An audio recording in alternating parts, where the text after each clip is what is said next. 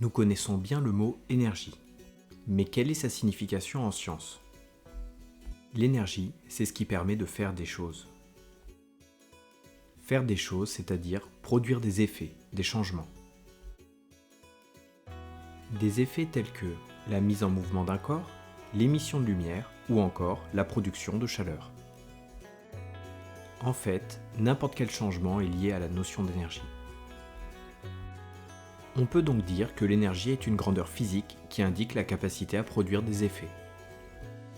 Voyons quelques exemples pour illustrer cette définition. Notre activité quotidienne, comme le simple fait de se déplacer, nécessite de l'énergie. Cette énergie est apportée par notre alimentation. Les pales d'une éolienne peuvent tourner. Ce mouvement nécessite un apport d'énergie. C'est le vent qui fournit cette énergie. Enfin, on peut se divertir avec une console de jeu et une télévision. Ces appareils doivent être alimentés pour recevoir de l'énergie. On les branche sur une prise électrique.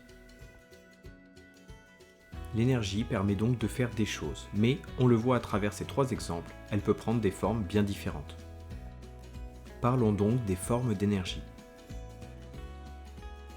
L'énergie présente dans la matière, comme nos aliments, est appelée énergie chimique. L'énergie associée au corps en mouvement, et même au corps susceptible d'être mis en mouvement, est appelée énergie mécanique. L'électricité est une forme d'énergie appelée énergie électrique. La chaleur est de l'énergie thermique. Les lampes apportent de la lumière, c'est-à-dire de l'énergie lumineuse. La matière, infiniment petite, le noyau des atomes pour être précis, contient de l'énergie nucléaire. Enfin, on peut parler de l'énergie des muscles, à savoir l'énergie musculaire. Rajoutons quelques précisions sur la grandeur énergie. C'est donc une grandeur qui indique la capacité à produire des effets. Le symbole de la grandeur énergie est la lettre E en majuscule.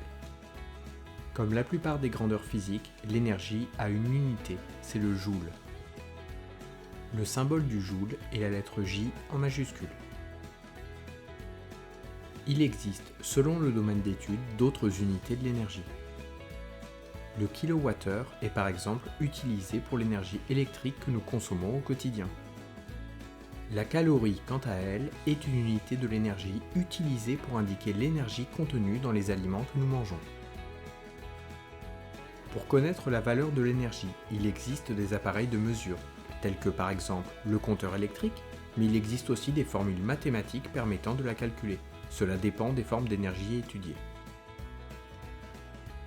Tu es maintenant au point sur la notion d'énergie. Tu sais ce que c'est, tu connais les formes qu'elle peut prendre, ou encore son symbole et son unité de mesure.